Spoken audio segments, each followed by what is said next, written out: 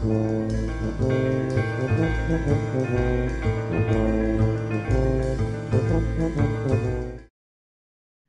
amis de CDR, bonsoir, bonjour. On se retrouve pour une nouvelle interview, un nouvel échange avec Clara Heger d'Espoiric, qui a la gentillesse de répondre à notre demande du jour. Donc Clara, bonsoir. Bonsoir Béranger, bonsoir Louise. Merci pour l'invitation à vous. Eh ben, écoute, c'est avec grand plaisir, d'autant plus que voilà, on a reculé un petit peu l'entretien. On aurait dû se voir avant, puis ça n'a pas pu se faire. Et puis on a rencontré Raoul Maniberton. C'était un entretien hyper intéressant. Et du coup, on se retrouve aujourd'hui. Louise de CDR est à nos côtés.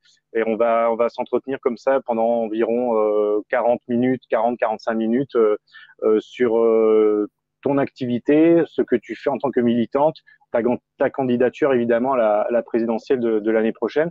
Je te présente dans les très grandes lignes, mais je vais te laisser le soin de te présenter toi-même. Alors, tu as le titre de politologue et donc tu as enseigné, tu es spécialisé en sciences politiques et relations internationales à l'université de Grenoble. Je te laisse faire une rapide présentation peut-être de qui tu es. Eh ben ouais, c'est ça. Dans la vie, on va dire professionnelle, je suis prof à l'université de relations internationales. Et en fait, je m'intéresse principalement à comment on peut faire pour que les citoyens aient un plus grand contrôle sur la politique étrangère, qui est souvent aussi quelque chose qu'on subit en fait particulièrement en tant que citoyen.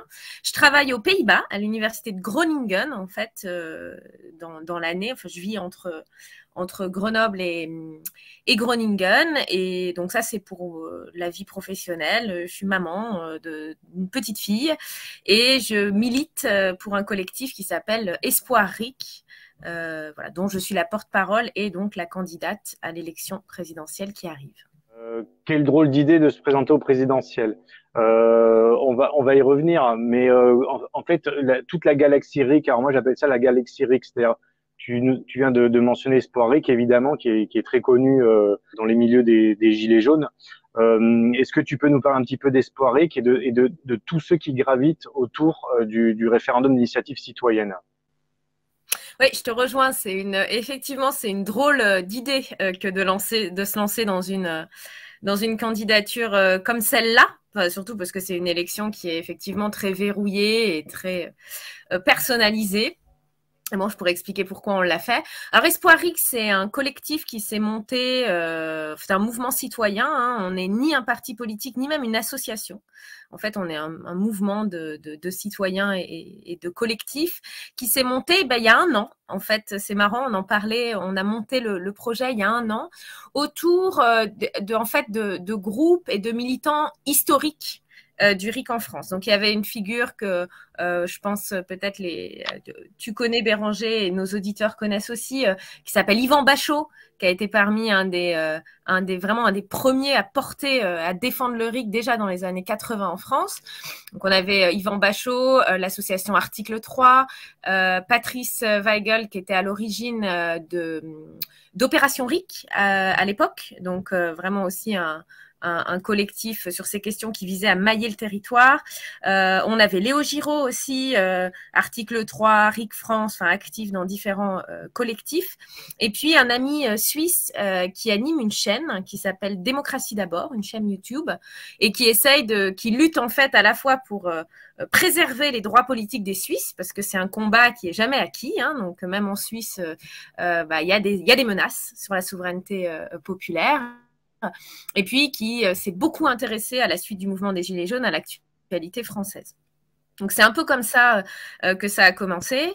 À l'époque, en fait, Espoiric, l'idée c'était de dire est-ce que on saisit vraiment la présidentielle de 2022 pour faire parler de la chose qui nous est la plus importante en tant que citoyens, c'est la démocratie et nos droits, les droits que nous avons dans notre pays. Et puis, voilà, la proposition à l'époque avait été faite à la fois à moi et à Raoul Maniberton, avec qui j'ai coécrit un livre qui s'appelle Le RIC expliqué à tous, qui est aussi un grand expert de ces questions, en fait, un peu le cerveau. Et pourquoi en Suisse, il faudrait encore défendre le référendum citoyen, sachant que c'est un mécanisme institutionnel qui existe depuis très longtemps. Enfin, est-ce que vraiment les Suisses doivent continuer à se battre pour préserver cet outil-là? Ouais, alors c'est un outil qui existe depuis 200 ans en Suisse. Et d'ailleurs, les Suisses reconnaissent volontiers que c'est la France qui les a inspirés, puisque c'est Condorcet qui a imaginé cet outil qui permet aux citoyens d'écrire la loi et de voter la loi directement, sans que les élus puissent reprendre en main le processus.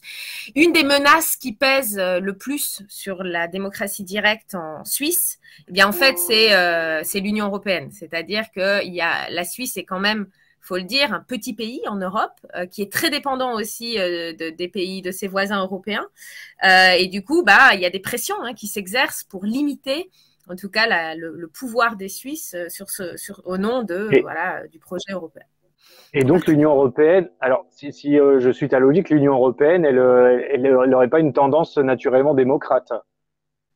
Ah non, en fait, l'histoire, souvent, ça me fait rigoler quand j'entends, ouais, le projet d'Union européenne a été perverti. Mais en fait, dès l'origine, l'idée de l'Union européenne, c'était qu'on ne pouvait pas faire confiance au peuple européen après la guerre et qu'il fallait un peu imposer à marche forcée une intégration où on aurait des élites. Et puis les citoyens accepteraient ce projet parce qu'ils bénéficieraient économiquement et socialement de ces progrès-là. Mais j'ai envie de dire, dès l'origine, il y avait une méfiance et une peur absolue d'une votation populaire et d'une décision populaire sur l'Europe. En France, on l'a vu notamment quand on avait parlé dans les années 50 de la communauté européenne de défense, qui a suscité aussi. Et on a vraiment construit cette image du peuple et des citoyens menaçant le progrès. C'est pas nouveau, mais en tout cas, l'Union européenne s'est fondée sur ça. Et en fait, ce qu'on vit aujourd'hui, c'est l'effet de ça. D'accord. Ouais. C'est un peu triste. Alors du coup, est-ce que tu aurais une position plutôt, le mot est peut-être un peu fort, mais plutôt europhobe ou anti-Union européenne? Parce que moi, je fais la distinction entre les peuples européens et éventuellement les institutions européennes. Qu'est-ce que c'est ta position par rapport à cette question-là? Parce que là, l'Union européenne, tu lui mets enfin, une bonne gifle dans la figure là. Non, je dis les choses. C'est marrant quand on y pense parce que souvent, quand on tient ces propos-là ou quand des personnes tiennent ces propos-là, on dit oh là là, c'est complotiste, faut pas dire des choses comme ça. Mais en fait, si vous ouvrez un manuel de sciences politiques sur l'histoire du projet européen, vous trouvez ça noir sur blanc. C'est-à-dire, c'est quelque chose qui est admis. Je ne tiens pas des propos délirants là-dessus. Moi, sur la question du projet européen, ma position, elle est assez claire. Elle est que ces sujets doivent faire l'objet d'un débat démocratique et d'une votation populaire. Il faut pouvoir voter. Mais à échelle européenne, tu veux dire, ou à échelle des nations? Ouais, à échelle française. Parce qu'en fait, aujourd'hui, un des éléments, d'ailleurs, sur lequel on essaye de mettre l'accent là dans cette campagne d'Espoir X, c'est de dire la souveraineté nationale, la souveraineté de l'État français, qui peut se définir comme en fait qui a le droit de modifier la Constitution. Est-ce qu'on peut se voir imposer des changements constitutionnels par l'extérieur? La souveraineté nationale, on l'a. Ce qu'il faut, c'est la souveraineté populaire. Donc, il faut qu'on puisse vraiment, à l'échelle de notre pays, voter sur ce qu'on souhaite conserver et qu'est-ce qu'on souhaite garder comme partie de l'Union européenne et ce de quoi on souhaite sortir et à quel coût. Et ça, c'est une décision qui doit pouvoir se faire et on peut plus continuer comme ça à être dans cette logique de la peur, en fait, où à chaque fois qu'il y a une décision citoyenne qui déplaît, on brandit la peur. Je sais pas si vous avez suivi ce qui s'est passé avec ce qu'on a appelé l'affaire de la Pologne, où en fait, dès qu'il y a un État décide de renégocier un peu l'Union européenne, on voit toute la mécanique se mettre en branle et dire attention, c'est dangereux. Non, je crois pas. En fait, ce qu'il faut, c'est pouvoir décider collectivement de ces enjeux. On va te dire que certains de ces pays sont plutôt des pays qui se méfient beaucoup de l'Union européenne et que le gouvernement polonais a un gouvernement conservateur de droite, etc. Et peut-être que là où le bas blesse, c'est alors je prends le problème à l'envers, c'est-à-dire qu'on peut t'opposer que c'est parce qu'il n'y a pas de peuple européen. Alors à ce moment-là, y a-t-il un peuple européen? Mais c'est parce qu'il n'y a pas de peuple européen qu'il n'y a pas de décision de référendum de démocratie à échelle européenne. Et les plus fédéralistes ou les moins fédéralistes, en tout cas ceux qui veulent l'intégration européenne, vont te dire on n'a qu'à juste faire des votes à échelle continentale et puis on fera une démocratie intégrée au niveau de l'Union européenne. Et là, la France se retrouvera noyée. Je te sens un petit peu en désaccord avec ça, parce que tu préférais donc que les nations restent souveraines. Et comment tu expliques ça? Moi, je voudrais que, pour moi, les nations, elles sont souveraines, hein. Elles le sont. Leur souveraineté n'a jamais été mise à mal puisqu'on n'a jamais contraint. Ça, faut quand même, je pense, le dire de façon forte parce qu'il y a eu beaucoup de confusion et de confusion aussi entretenue par les politiques et les responsables politiques sur ce sujet. C'est-à-dire que tout ce qu'on a accepté, tout ce que le gouvernement français a accepté du projet européen, il l'a accepté de son plein gré. La question qui se pose, c'est qu'est-ce que nous, citoyens, nous avons accepté de ce projet-là. Or, à chaque fois, pour constituer une décision collective, il faut constituer un peuple, quoi, une unité qui décide.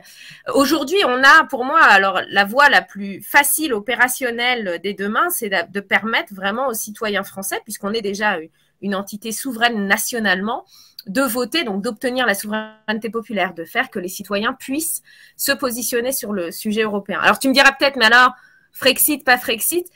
Moi, personnellement, je pense que voter en bloc, c'est une arnaque. Parce que la vraie question, c'est pas si on reste ou si on sort, c'est à quelles conditions.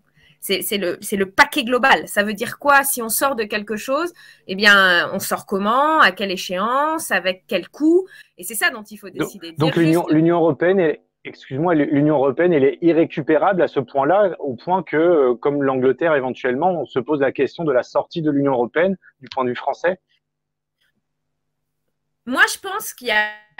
Je ne sais pas si elle est irrécupérable à ce point-là. Je pense que il faut décider collectivement ce qu'on souhaite conserver en l'état, ce dont on souhaite sortir, et peut-être avec qui ou avec quel partenaire on souhaite aller plus loin. J'ai pas de, moi, sur ce sujet, j'ai pas entre guillemets de religion, puis j'ai pas en avoir en plus dans mon rôle de candidate. Mais je suis juste consternée qu'on puisse pas. C'est quand même la base, quoi, de pouvoir décider collectivement de sujets aussi importants que cela et de voir, voilà, qu'est-ce qu'on veut garder. Est-ce qu'on veut garder la citoyenneté européenne, par exemple, mais sortir de l'euro? Est-ce qu'on souhaite sortir Schengen, mais rester dans l'euro? Tout ça, c'est toutes les modalités possibles. Et d'ailleurs, c'est ce que font nos voisins irlandais et danois quasi quotidiennement, en fait. Eux, ils votent à chaque fois, puisque à chaque fois qu'il faut changer leur constitution, eh bien, il faut qu'il y ait un vote. Donc, à chaque fois qu'il y a une décision européenne qui empiètent un peu sur leur constitution, eh bien, ils doivent accepter ces modifications-là. Et donc, les Irlandais votent très fréquemment. Et ce n'est pas une surprise si les Irlandais sont à 80% satisfaits de l'Union européenne. Pourquoi? Parce qu'ils l'ont taillé un peu à leur mesure, quoi. Ils ont gardé vraiment ce qu'ils souhaitent en garder.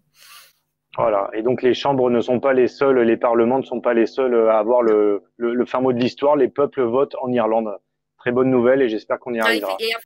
Et les chambres, c'est même plus fort que ça, hein. Les chambres, contrairement à nous, les chambres ne peuvent pas modifier la Constitution sans référendum. Nous, le problème, c'est que normalement, on ne pourrait pas le faire, mais on a cette possibilité que voilà, le Congrès, donc le Parlement et le Sénat, puissent valider des modifications constitutionnelles dans le dos des citoyens. Et c'est ça tout le problème. Qu'est-ce qui le permet exactement, en fait, dans le Congrès aujourd'hui? Enfin, comment ça se fait qu'en France, on s'en soit arrivé aussi à une situation pareille à l'heure actuelle? En fait, toutes les constitutions se terminent par un article qui est assez important, qui explique comment elles peuvent être changées. Et là où on s'est fait avoir, je vous invite à relire l'alinéa 3 de notre dernier article, l'article 89, et c'est ce qu'on souhaite changer, c'est cet article qu'on souhaite changer avec Espoir RIC. C'est que c'est écrit que voilà, la modification constitutionnelle, elle est valide après référendum, et il y a un toutefois, c'est-à-dire voie dérogatoire. On peut demander au Congrès de se rassembler et de valider une modification constitutionnelle au 3/5. Et en fait, ce toutefois, sur la grosse vingtaine de modifications constitutionnelles qu'on a eues en France, il n'y en a qu'une seule qui est passée par voie référendaire, c'est l'élection du président au suffrage universel direct en 62. Donc, toutes les modifications constitutionnelles qu'on a vécues sur cet article 89 sont passées par cette voie qui était une voie censée être exceptionnelle, vraiment réservée à des cas peu communs. Donc ça veut dire, alors si je suis toujours dans ce raisonnement, ça veut dire que à chaque fois qu'il y a des modifications de la Constitution, elles sont le fait de la majorité au Parlement, Assemblée et Sénat. Alors rien d'autre en fait. Donc d'une majorité, Ouais. l'opposition n'existe pas. Évidemment, la voix populaire, la voix populaire n'existe pas. Donc peut-on appeler la France une démocratie en fait? Bah, la France aujourd'hui, ça ressemble. Vous savez que c'est marrant parce que là, dans le cadre de la campagne d'Espoiric, on écrit à plusieurs mains un manifeste qui s'appellera sans doute Pour que voter serve enfin à quelque chose. Et en fait, la France, si on regarde son évolution à travers le temps, c'est un régime qui devient de plus en plus oligarchique. C'est-à-dire que le pouvoir se concentre en un petit nombre de mains et un grand nombre subit les décisions qu'un petit nombre a prises. Des exemples très frappants de ça, c'est la majorité, La République En Marche et l'UDI à l'Assemblée aujourd'hui, c'est 13% du soutien du corps électoral. C'est rien. Et pourtant, avec 13% du soutien du corps électoral, notre système politique fait qu'on peut avoir, comme tu le disais, Béranger, de grosses majorités avec un président qui utilise le gouvernement comme son sous-fifre et le gouvernement qui écrase le Parlement. Donc on a vraiment ça. On vit dans un système qui s'autoritarise, et c'est pas un mot qui est exagéré, parce qu'en fait, véritablement, on est dans un système où les droits de l'ensemble des citoyens se réduisent et le pouvoir se concentre. Et c'est ce qui explique pourquoi la France, quand on regarde les classements internationaux sur la qualité de la démocratie, est pas très bonne en fait. Elle s'en sort avec une note de 6 sur 10. C'est l'avant-dernier pays d'Europe occidentale. Qui est le dernier? Alors, si on est l'avant-dernier, qui est le dernier, si tu le sais? En Europe occidentale, parce que c'est un peu différent oui. sur les pays, comme tu disais, la Pologne. C'est l'Italie. C'est l'Italie qui est le dernier. D'accord, c'est tout aussi regrettable pour nos amis italiens. Ouais. C'est sûr, c'est sûr. Tu parlais d'un système qui s'autoritarise, qui devient de plus en plus autoritaire. Est-ce que tu peux faire le lien, peut-être, je ne sais pas, mais ayant vu Emmanuel Macron arriver en 2017 et étant un protégé des milieux d'affaires, des milieux économiques, des milieux voire bancaires, de la haute finance, est-ce qu'il y a un lien à faire déjà entre un système qui devient de plus en plus entre les mains d'une oligarchie, comme tu l'as dit, et le système économique lui-même? C'est-à-dire, en gros, moi, je veux pas faire de politique après, mais on peut nommer les choses de différentes manières. En gros, un système plutôt capitaliste, le système du marché, le monde de la marchandise. Est-ce que le fait qu'on devienne de plus en plus, qu'on bascule de plus en plus dans un système autoritaire, a un lien avec le système économique qui domine et qui est en place actuellement et depuis longtemps? En fait, c'est une super bonne question, parce que c'est ce qu'on essaye de faire dans Espoiric, c'est de montrer que un système démocratique, un système où les citoyens ont le contrôle de leur système politique, sont les patrons des élus, et où le pouvoir est le plus dilué possible, c'est-à-dire on évite sa concentration, ça a des effets très forts sur le type d'économie qu'on a aussi. Alors, c'est pas tellement le problème principal aujourd'hui, c'est que quand on a une élite qui concentre le pouvoir, eh bien, non seulement elle est facilement achetable, c'est-à-dire que pour des grands groupes d'intérêts qui ont accès au pouvoir, c'est facile, il y a un petit nombre de personnes à satisfaire. Quand il faut convaincre des grosses majorités, c'est plus difficile, parce que du coup, il faut essayer de composer, prendre en compte l'avis de la minorité, etc. C'est là, en fait, le nœud du problème en France, c'est qu'aujourd'hui, le fait que le pouvoir politique est concentré entre de faibles mains fait que on a très peu d'informations sur ce qui se passe, comment les décisions sont prises. Et je prends un exemple très concret. Je trouve aberrant qu'on ne sache pas ce qui se passe dans le Conseil de défense. On a un Conseil de défense qui se rassemble, je ne sais pas, alors parfois toutes les semaines. Et même les journalistes qui demandent l'accès au compte-rendu n'y ont pas accès. C'est-à-dire, un pouvoir qui se concentre, c'est ça, c'est un pouvoir aussi qui s'exerce de façon très peu transparente et où le plus grand nombre n'a aucune information sur ce qui se passe. Et du coup, ça permet à des pouvoirs économiques d'être là, d'obtenir des cadeaux fiscaux, de soutenir la campagne de ceux qu'ils veulent voir gagner, etc. Je ne sais pas si la question du capitalisme, elle est pour moi différente, parce que le problème fondamental de notre système aujourd'hui, c'est le fait que quelques grosses entreprises gagnent aux dépens de toute une série de personnes qui essayent de se lancer dans des activités économiques, de l'agriculture de proximité, un commerce, et qui galèrent, parce que pour eux, les règles ne sont pas faites pour eux. Les règles sont faites pour que eux, subissent, s'adaptent, galèrent, doivent changer leurs plans sans cesse. Et normalement, une économie qui fonctionne, c'est une économie où on a un tissu de petites et moyennes entreprises qui ont confiance dans les règles et qui se lancent dans des activités. Et nous, aujourd'hui, c'est plus le cas parce qu'on voit bien qu'aujourd'hui, on subit en fait. On subit des décisions qui sont prises sans nous et qui s'imposent à nous et qui, du coup, découragent. En tout cas, moi, ça me décourage de me lancer dans des projets, quoi. Et pourtant, vous vous lancez dans Espoir RIC et à la présidentielle quand même. Mais justement, ça rejoint ma question.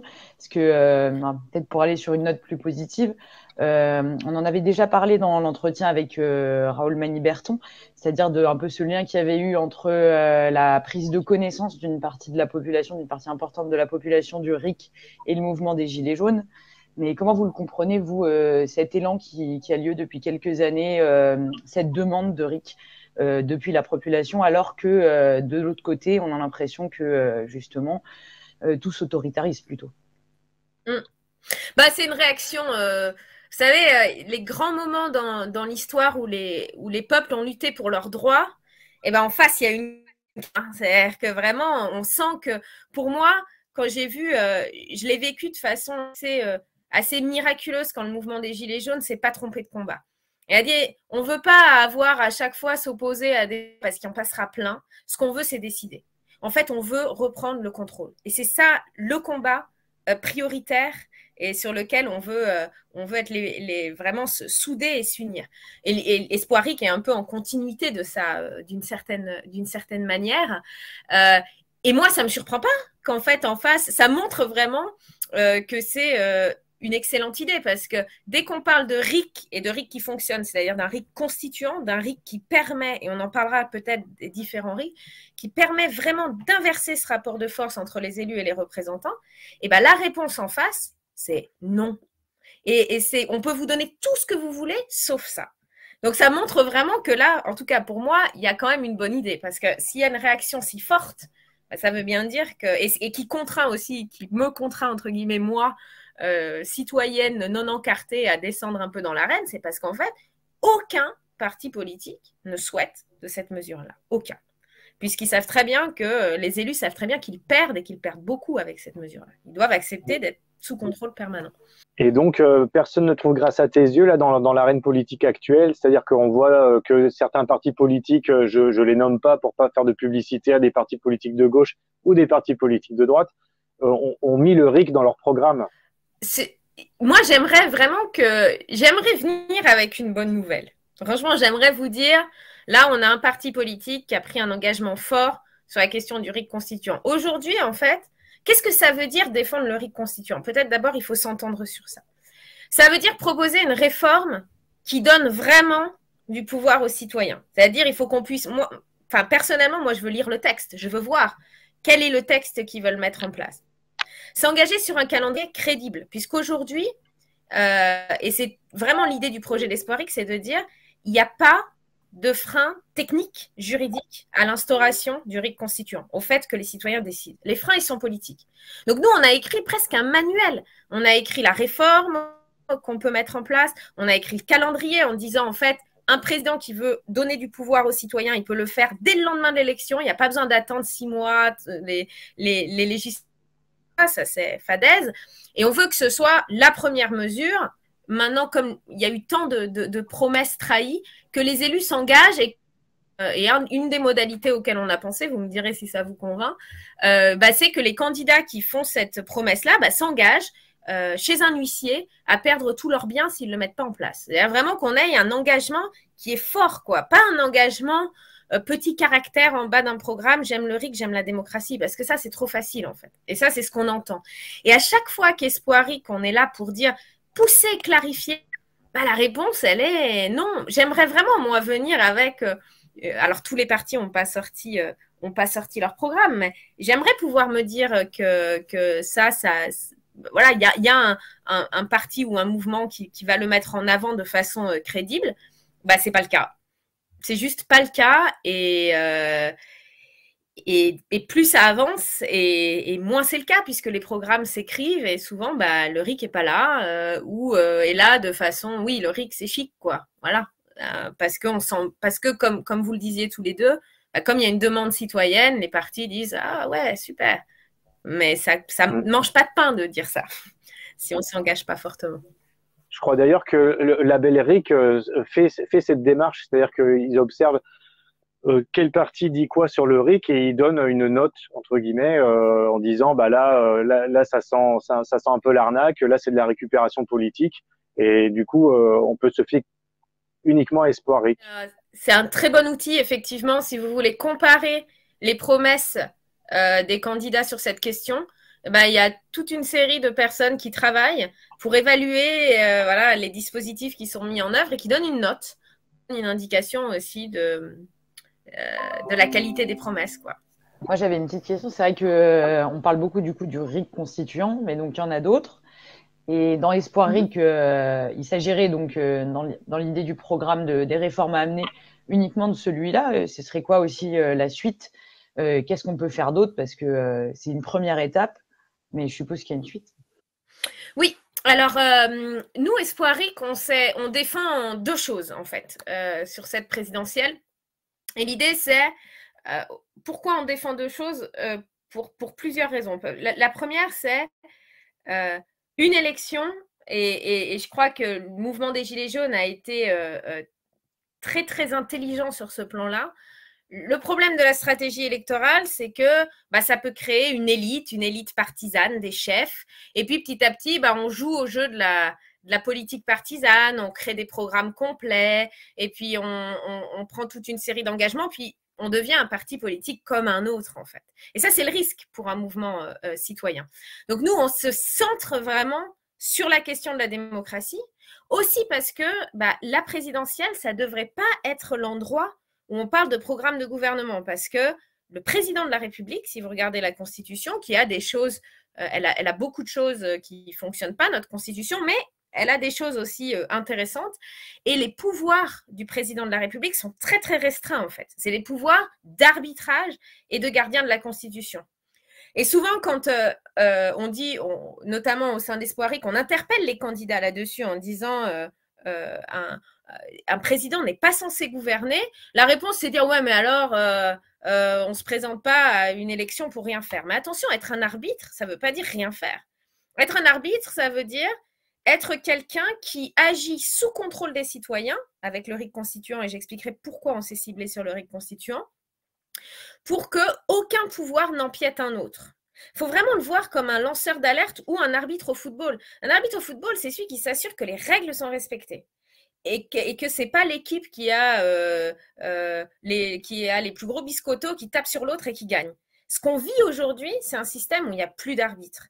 Et tant qu'on aura des candidats au présidentiel qui s'engagent sur des programmes de gouvernement, qui, et il faut le dire, ils ne peuvent pas mettre en place si derrière ils ne gagnent pas la législative et donc ils ne cumulent pas les pouvoirs, ça c'est, on a un problème, quoi. Il faut le dire avec force.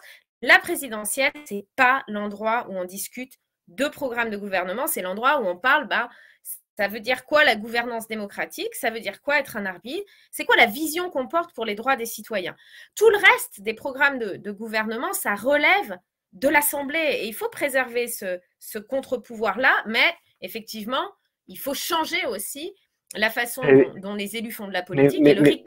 Mais excuse-moi, parce que là, en fait, est-ce que finalement, t'es pas à l'opposé de l'esprit de la cinquième? C'est-à-dire que depuis 1958 et la Cinquième République, le rôle d'arbitre du président là que tu souhaites, en fait, on parle toujours du monarque, de la monarchie républicaine depuis l'époque, mais en fait, on est vraiment là-dedans en France. Le rôle d'arbitre, il a jamais été appliqué et De Gaulle l'avait pas voulu avec ses comparses quand ils ont fait la Constitution de 58. Il voulait pas il voulait pas d'un chef de l'État arbitre, mais d'un chef de l'État qui gouverne. Je suis d'accord peut-être avec toi, hein. C'est-à-dire que il n'est pas là pour gouverner. Néanmoins, il gouverne. Il gouverne d'autant plus qu'il a besoin de la majorité au Parlement et que la majorité, évidemment, doit être la sienne. Comment on sort de ça alors? Parce que là, tu proposerais quelque chose de totalement nouveau. Enfin, en tout cas, un statut du chef de l'État qui a pas grand-chose à voir avec celui qui est là actuellement. C'est pas si nouveau que ça, hein, parce que là où je suis un peu en désaccord avec ce que tu dis, c'est que à l'origine, ce que les créateurs de la Ve République ne voulaient pas, c'était que la figure présidentielle soit un arbitre des partis politiques. Vous savez, dans la quatrième, en fait, le président, il sortait de l'Assemblée, donc c'était un peu un arbitre, mais pas un arbitre au nom de l'ensemble des citoyens, mais un arbitre aux mains des partis politiques. Donc c'était ça l'idée. Et d'ailleurs, il y a eu des moments où on a eu de l'arbitrage, on l'a vu très fortement, c'était les périodes de cohabitation. Quand il y a eu cohabitation, c'est-à-dire quand en fait, oh, pas de chance, je suis président, mais j'ai pas de majorité à l'Assemblée, bah là, on a eu des présidents qui pouvaient faire que ce qu'ils pouvaient, quoi. Ils avaient un rôle très limité. Et d'ailleurs, même si on peut dire originellement, bah, cette figure d'arbitrage, elle a pas toujours été là, bah, quand même, au moins au début de la cinquième, bah, il y avait pas mal de référendums aussi parce que le président, dès qu'il y avait des conflits entre les contre-pouvoirs, envoyait, De Gaulle le faisait pas mal, envoyait des sujets au référendum. Donc, on l'a connu, cette situation-là. On l'a connu dans des périodes de cohabitation. Ce qui a changé complètement la donne, c'est toute une série de petites mesures, mais en particulier ce qui s'est passé en 2002, hein, quand on a aligné les deux mandats du président et de l'Assemblée. Affiché de cette réforme, c'est de dire on veut éviter des cohabitations, on veut cumuler le pouvoir, et où on a inversé, c'est-à-dire que la présidentielle est arrivée avant la législative. Mais ça, c'est possible de faire marche arrière sur ça. Ça suffit pas, hein, je suis d'accord que un candidat qui se prête veut être un arbitre, c'est pas suffisant. C'est pour ça que le RIC constituant, c'est l'autre pilier fondamental. Et je vais répondre à ta question, hein, Louise, là-dessus, pourquoi vraiment cette demande du RIC constituant, mais il ne faut pas dire qu'on ne l'a pas vécu. En fait, il faut vraiment être conscient que la situation qu'on vit, c'est un braquage de nos institutions par les partis politiques. Et que quand on les met face à ce braquage, quand on leur dit « vous êtes en train de piétiner le document qui encadre les pouvoirs dans notre pays », la réponse est, je vous le donne en mille, c'est ce que les Français souhaitent. Les Français souhaitent cela. Les Français, ils n'ont pas envie d'un président arbitre. Moi, je dis, on n'en sait rien en fait. Faut arrêter avec ces phrases. Moi, je sais ce que veulent les Français. On n'en sait rien parce que l'offre politique est toujours tout le temps la même. On a toujours des partis politiques qui jouent ce rôle-là. Bah que c'est absurde de dire ça. Ce qu'on voit vraiment, moi, ce que je vois plutôt, c'est que non, on en a tous ras-le-bol. On en a tous ras-le-bol de subir et on aspire à autre chose. Si je peux répondre sur le RIC constituant, pour le faire de façon brève, tout à fait raison, Louise, hein, il y en a d'autres qui sont importants. Nous, on s'est ciblé sur le RIC constituant parce qu'on s'est dit, on le voit comme une clé, c'est-à-dire la mesure sur laquelle on peut peut-être tous être d'accord, parce que c'est la plus importante, c'est celle qui nous donne le plus de droits, et on peut après être peut-être en désaccord sur est-ce qu'on fait d'abord un RIC législatif pour changer la loi ordinaire, est-ce qu'on fait un RIC révocatoire, ça c'est des décisions qu'il faut qu'on prenne collectivement, elles sont importantes.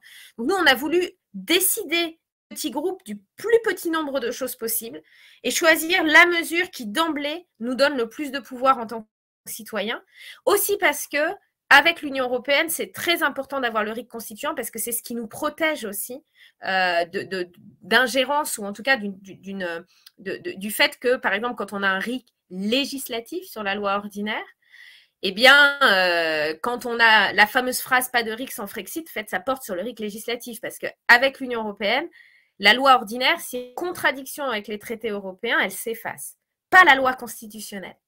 Donc, on a choisi la mesure la plus petite sur laquelle on peut être d'accord et celle qui nous donne le maximum de pouvoir. Parce qu'en fait, quand les citoyens écrivent la Constitution et votent la Constitution, alors ils deviennent les patrons de leurs élus. Et je vous assure qu'un des effets les plus forts de ça, c'est pas seulement quand les gens votent, c'est qu'en fait, après, les politiques sont contraints, ils vivent dans la peur permanente de déplaire, de faire un faux pas et d'avoir un référendum. Et c'est ça. Une démocratie qui fonctionne, c'est une démocratie où les élus ont peur de mal faire leur travail et ont peur d'être désavoués après par un référendum. Oui, parce que justement, si on imagine un scénario possible où ne serait-ce que vous vous rapprocheriez de cette présidentielle, cette catégorie politique, elle reste pour l'instant la seule qui se propose en avant. Moi, je me demande un peu, qu'est-ce que tu en penses? Je sais que dans l'entretien avec Raoul Maniberton, on avait vu, il nous avait expliqué que finalement déjà ce contrôle sur les élus les pousserait probablement aussi à s'intéresser peut-être un peu plus à ce que penseraient leurs citoyens. Inversement, c'est vrai qu'on a quand même beaucoup de gens aujourd'hui qui s'abstiennent de participer à ces présidentielles et même d'ailleurs des fois de s'intéresser à ce que peuvent dire toutes ces personnes politiques. Et finalement aussi, cet écart, il peut être compréhensible quand on voit ce qu'ils font. Donc comment est-ce qu'on peut aller les chercher Bien sûr, c'est salutaire en fait que quand, moi je le vois comme salutaire que les gens ne votent plus quand ils se rendent compte que voter ça sert à rien. C'est-à-dire que les propositions qui sont faites sont pas très différentes les unes des autres et qu'en fait à chaque fois qu'on élit quelqu'un, on élit pour perdre du pouvoir pendant 5 ans et subir ensuite, se mettre entre les mains de quelqu'un qui dit ne vous inquiétez pas, je ferai votre bonheur. Malgré vous peut-être, mais je ferai votre bonheur. L'idée du RIC constituant, c'est vraiment l'idée de la candidature d'Espoir RIC, c'est de dire revivons ce moment qui s'est passé aussi au début des Gilets jaunes, où il y a eu cette union sur une mesure fondamentale qui était regagnons des droits. Nous, on se voit Espoir RIC un peu comme un mouvement civique, en fait. Pas comme un mouvement politique, mais comme un mouvement qui revendique des droits et qui ne cessera pas de le faire, que ce soit dans la rue, aux élections, tant que ces droits, nous ne les aurons pas eus. Les politiques vont rester, mais ce qu'on observe, c'est que tous les pays qui ont le RIC constituant, les premières votations qui ont lieu, c'est pour limiter le pouvoir des élus. Limiter les mandats, limiter les rémunérations, lutter contre la corruption, en fait toutes les mesures que les élus font rarement eux-mêmes parce qu'une fois qu'ils ont le pouvoir ils ont plutôt tendance, et c'est un biais je dirais humain, c'est pas une tendance à le conserver et à la garder. Et à la législative aujourd'hui il faut faire attention parce que moi j'entends parler de beaucoup de mouvements qui se créent pour vraiment, aussi sur la base des Gilets jaunes, pour proposer d'autres listes et d'autres façons de faire de la politique. Donc ça bouge. Par contre, il ne faut pas rater la présidentielle. Et je ne fais pas, vraiment, je ne fais pas... la stratégie électorale, c'est une stratégie, il y en a d'autres.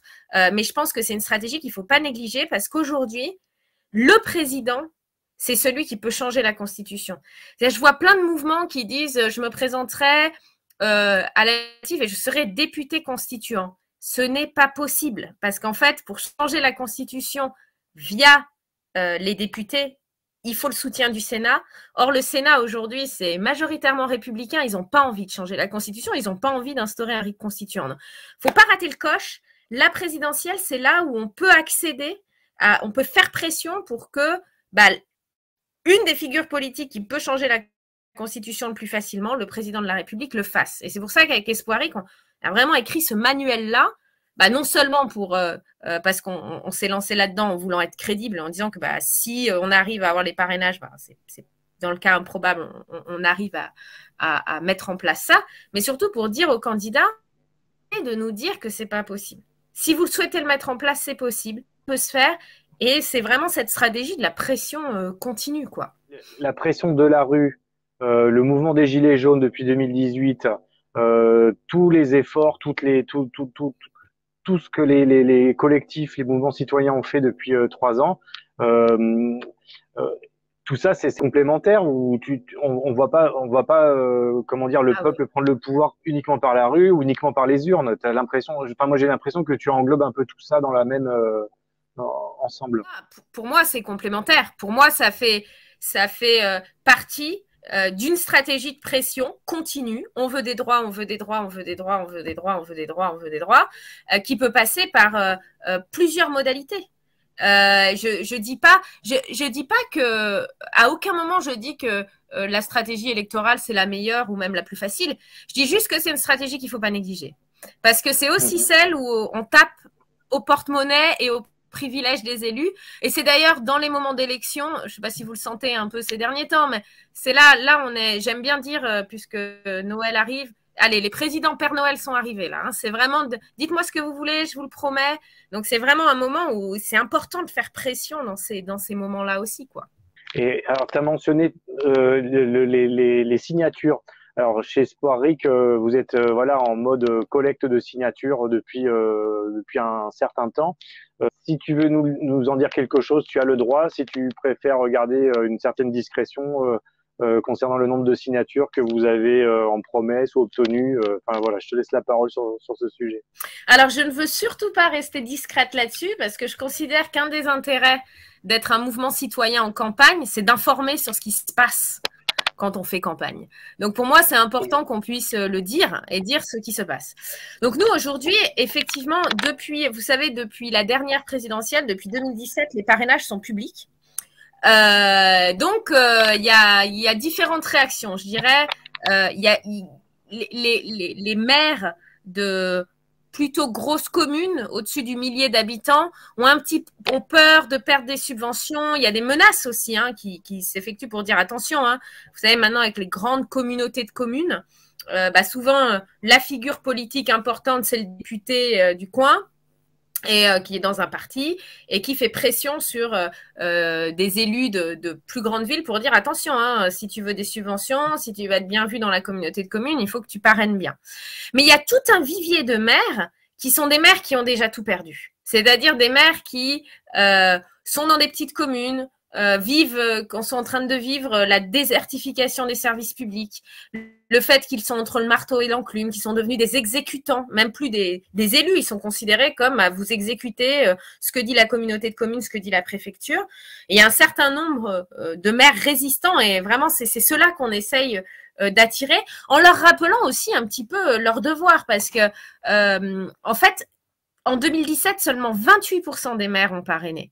Mais parrainer, c'est pas un choix personnel. Parrainer, c'est quand vous êtes élu, c'est un devoir. C'est-à-dire, nous, on essaie vraiment de leur dire, tout le monde se soucie de l'abstention des citoyens. Pour moi, l'abstention la plus grave, c'est les maires qui parrainent pas et qui permettent pas à d'autres mouvements d'accéder d'accéder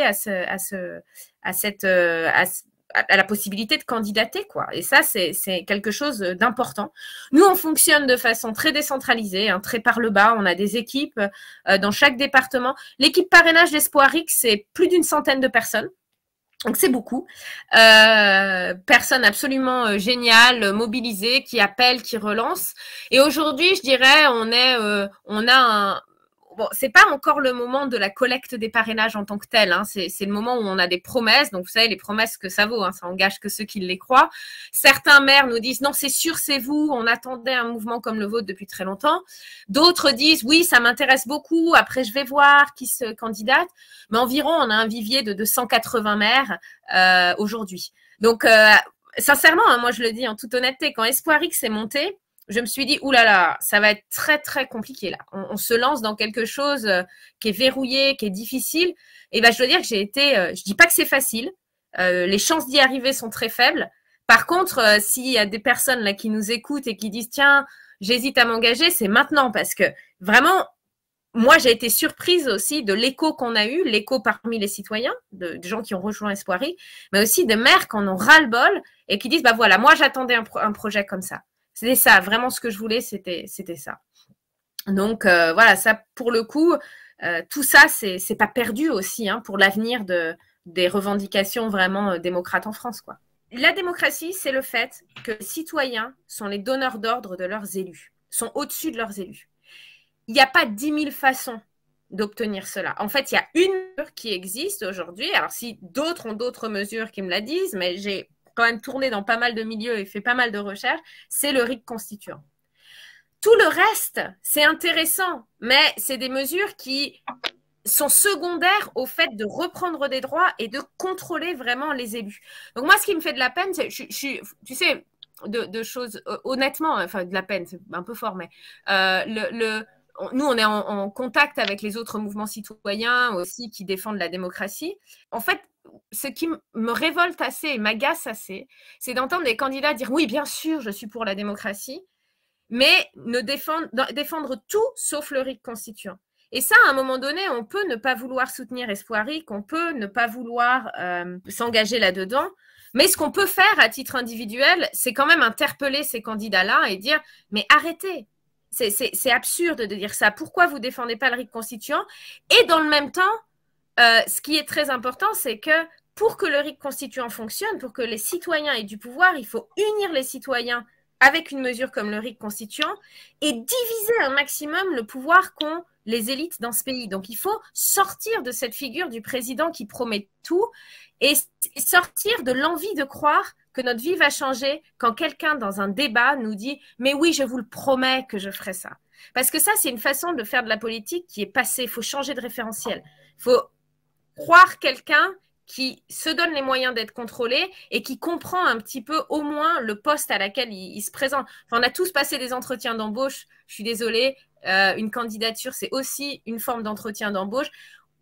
Quand on se présente à un poste, on a lu la fiche de poste et on sait ce qu'on peut faire. Et on arrête de dire n'importe quoi parce que, au motif que, comme tout le monde dit n'importe quoi depuis plein d'années, on va continuer à dire n'importe quoi parce que les gens s'y sont habitués. Non, c'est pas acceptable. Et ça, au moins, on a tous, je trouve, le devoir de rappeler à l'ordre sur ça, quoi. Dire non, ça, j'accepte pas. Vous parlez pas en mon nom, en fait. Donc, ne dites pas que les Français souhaitent ça parce que vous ne me représentez pas quand vous dites ça. Je suppose que tu es plus déterminé que jamais pour la suite, parce qu'on a parlé des parrainages, mais il y a l'après. C'est en continuant à expliquer ça et qu'est-ce que tu compterais dire à tout le monde pour montrer que tu es déterminé et pour inviter à rejoindre votre mouvement qui est Espoir RIC ou pourquoi pas aux différents mouvements dont celui des Gilets jaunes à se rencontrer moi, j'entends beaucoup, et c'est quelque chose que je comprends, hein, j'entends beaucoup de personnes dire ouais, mais il y a trop de candidats, ça part dans tous les sens, mettez-vous d'accord. Moi, je le dis, hein, j'adorerais laisser ma place à quelqu'un de mieux placé qui défend les droits des citoyens, le RIC constituant et le fait qu'il faut arrêter avec la figure du monarque dans notre pays. Malheureusement, j'ai trouvé personne. Je vous jure, j'adorerais hein, et je le ferai avec grand plaisir. Donc, ce que j'ai envie de dire, c'est moi, je resterai tant que il n'y a pas quelqu'un de mieux placé. Et notre mesure est facile à reprendre, hein, mais on a des critères très contraignants pour la reprendre et qui s'engagent de façon forte. S'il y a des gens qui nous écoutent et qui disent « bon, j'attends de voir », ce sera trop tard. Hein. Je veux dire, maintenant, les 2 mois qui s'ouvrent, là, décembre jusqu'à février, c'est maintenant qu'on fera la différence. Et ça va être très, très dur d'avoir les parrainages. Ça va peut-être être impossible. Mais plus on sera nombreux à exiger des droits, plus les partis politiques devront les concéder. Donc, la stratégie de la pression, il ne faudra pas se réveiller malheureusement en février et dire « merde, si j'avais su, j'aurais soutenu ». C'est maintenant. Et plus on est nombreux à soutenir vraiment le RIC constituant et nos droits, plus on a une chance de peser sur les autres candidats et peser sur la campagne qui s'ouvre. Vous savez, j'ai vu récemment que la majorité, une majorité des Français se disaient extrêmement préoccupés pour la qualité de la démocratie. Je ne sais pas si vous êtes rendu compte, mais on parle de tout dans cette campagne qui débute, sauf ça. Donc, il faut vraiment qu'on rappelle à l'ordre, qu'on soit là, qu'on soit vigilant, qu'on interpelle et qu'on soit nombreux à dire, comme l'ont fait le mouvement des Gilets jaunes, ce qu'on souhaite, c'est le contrôle. On souhaite décider. Le reste, c'est secondaire pour nous. Et ça, si on arrive à avoir ce mouvement-là, eh la pression aussi, elle sera là, quoi. Ouais, ça faisait référence tout à l'heure ce que tu disais sur cette histoire du conseil de défense. On n'a pas pu tout développer, mais effectivement, ça paraît délirant qu'un conseil de défense comme ça se tienne mieux une fois par semaine ou une fois tous les 4 matins quand ça leur chante et décide comme ça de la vie de millions de gens. C'est tout à fait délirant. Là, je te rejoins vraiment. Qu'est-ce qu'on fait en cas de gueule de bois, Clara, après 2022? Si on a si on n'a pas les parrainages, et ce qui est probable, qu'est-ce qu'on fait après? La gueule de bois, vous savez, elle sera limitée parce que la gueule de bois, elle est forte si on s'engage en disant on va gagner, et puis après, ça s'effondre. Nous, on est très conscients, on n'avance pas à pas hein, dans Espoir. Parrainage après l'autre, une grappe de parrainage après l'autre, et on n'est pas dans des logiques de dire allez, on va gagner, on est vraiment mesuré. Mais ce qu'on construit, c'est les bases d'un mouvement citoyen qui ne se trompe pas de combat. C'est-à-dire, il faut apprendre aussi de nos voisins. On parlait de l'Italie. Moi, j'ai suivi avec beaucoup d'intérêt le mouvement du 5 étoiles, qui vraiment voulait aussi changer la politique, avoir des élus qui arrêtent d'être des élus corrompus et qui ont joué le jeu des... C'est-à-dire se sont engagés sur des grands programmes, ont mis de côté la question de la démocratie et n'ont pas vraiment respecté leur engagement, n'ont pas pris d'engagement clair sur cette question, à part dire la démocratie c'est bien, et se sont fait avoir. Donc l'idée c'est de dire tout le réseau là aujourd'hui au sein d'Espoir RIC qu'on est en train de constituer, tout le bruit qu'on fait autour du RIC constituant, tous ces maires aussi qu'on rapproche des citoyens en disant allez, ce qu'on veut c'est le RIC constituant, c'est le pouvoir des citoyens, tout ce réseau-là, bah, il sera actif en fait en 2022. Et ce sera un réseau qui sera remobilisable, on aura appris, on sera capable d'en parler, on aura des relais dans différents niveaux, on aura certainement des maires qui vont se lancer dans des RIC locaux. C'est une stratégie de la pression qui va donner ses fruits et qui va permettre aussi de continuer en fait après 2022. C'est une étape, il y en aura d'autres. Comme les Gilets jaunes ont ouvert cette possibilité en fait d'avoir cette étape-là, de faire que grâce au mouvement des Gilets jaunes, on a quand même aujourd'hui 75% des Français qui veulent le RIC et 9 Français sur 10 qui savent ce que c'est. C'était pas le cas avant. Hein. Et ben l'espoir, c'est que après une campagne d'Espoir RIC, ben, on en gagne un petit peu plus et puis qu'après, sur la base des réseaux qu'on aura constitués, on fait cette boule de neige qui va grossir. Les Suisses ont mis 30 ans à avoir la démocratie directe, depuis d'ailleurs en commençant plutôt par des actions de type insurrectionnel fortes. Ben voilà, il va falloir être patient, mais il va falloir ne rien lâcher et être là à chaque fois et faire une pression.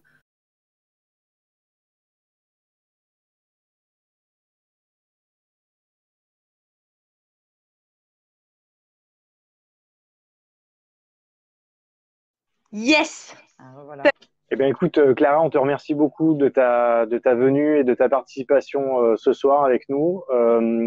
On mettra le lien dans la description de ta page Facebook qui s'appelle Candidate pour la démocratie, Clara Egger, Espoir RIC. Est-ce que tu veux nous dire un dernier petit mot Ouais, et puis voilà. Un grand merci pour l'invitation. Ça compte en fait pour nous aussi hein, de pouvoir parler de ça, discuter à bâton rompu et voilà. Et si vous voulez qu'on fasse un point aussi plus tard dans la campagne avec d'autres membres d'Espoir RIC, c'est loin d'être que moi. En tout cas, nous Espoir RIC, c'est vraiment un mouvement qui est ouvert. On se rassemble tous les mardis soirs à 20h30. Il y a une permanence d'accueil des nouveaux entrants. Il suffit que vous vous inscriviez. En fait, vous allez sur le site d'Espoir RIC, Espoir RIC 2022. Il y a un petit formulaire. Vous remplissez le formulaire et vous allez recevoir le lien pour rejoindre la réunion. Ce lien ne vous engage à rien. Vous pouvez venir discuter, poser vos questions, vos doutes, vos préoccupations, vos critiques. On se rassemble toutes les semaines à 20h30. Et puis, on accueille, on a besoin de monde, en fait. Ça ira aussi loin que ça peut aller avec toutes les forces qui veulent vraiment soutenir ce projet et soutenir le RIC constituant et le fait qu'on parle vraiment des droits des citoyens dans cette campagne. Merci beaucoup, Clara. Je remercie l'équipe de CDR, Louise et nos copains avec qui on monte les entretiens. Et on se retrouve très bientôt. Je souhaite bonne chance pour Espoir RIC 2022 et il va se passer quelque chose, c'est obligé. Ça a déjà commencé. Merci à tout le monde. Au revoir. Un grand merci à vous tous. Au revoir.